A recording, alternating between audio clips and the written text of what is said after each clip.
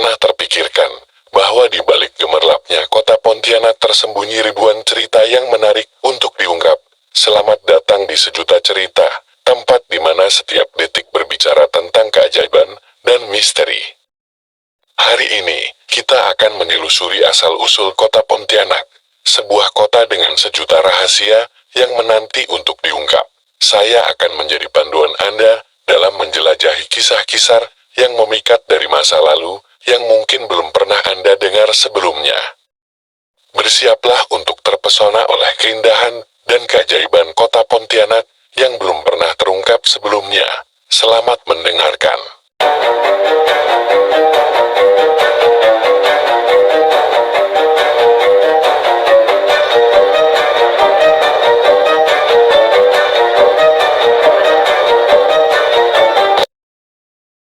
Provinsi Kalimantan Barat menjadikan kota Pontianak sebagai ibu kota. Asal-usul nama Pontianak tak lepas dari pendirinya, Syarif Abdurrahman AKD.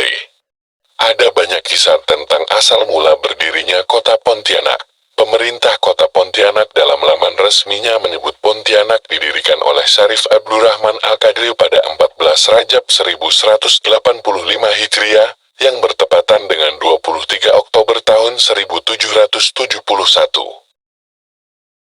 Rombongan Syarif Abdurrahman Al-Qadri membuka hutan di persimpangan tiga sungai, yaitu Sungai Landa, Sungai Kapuas, dan Sungai Kapuas Kecil.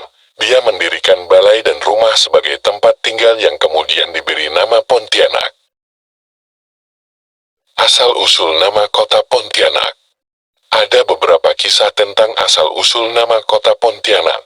Salah satu yang terkenal adalah kisah Syarif Abdurrahman Al-Qadri yang diganggu hantu kuntilanak saat menyusuri Sungai Kapuas. Zainuddin HM, dalam buku Asal-usul Kota-kota di Indonesia tempo dulu, menulis nama Pontianak tak lepas dari kisah hantu kuntilanak yang selalu mengganggu Syarif Abdurrahman Al-Qadri. Alkisah, ketika dirinya bersama rombongan menyusuri Sungai Kapuas, ada hantu kuntilanak yang selalu mengganggu. Untuk mengusir gangguan itu, dia melepaskan tembakan meriam sebanyak 3 kali. Suara menggelegar meriam itu dikisahkan membuat hantu kuntilanak ketakutan dan menjauhinya.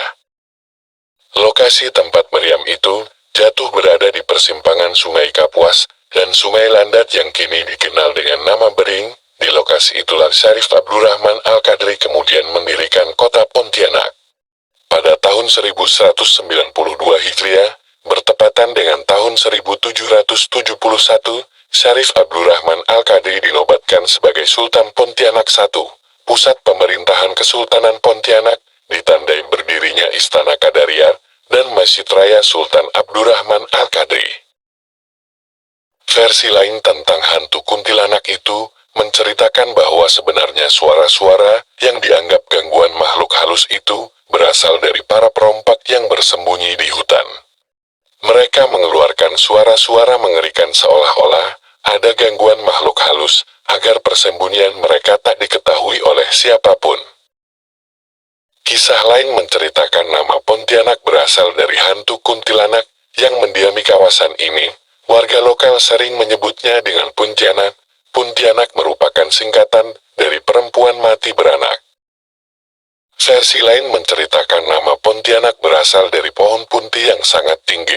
Pulau Kalimantan dahulu kala merupakan kepulauan yang ditumbuhi pohon berukuran tinggi punti. Penyebutan pohon punti ini tertulis dalam isi surat antara Husain bin Abdul Rahman Al-Aidrus kepada Syarif Yusuf Al-Qadri. Namun ada juga yang mengisahkan nama Pontianak berasal dari kata Pontian, yang berarti tempat berhenti atau persinggahan.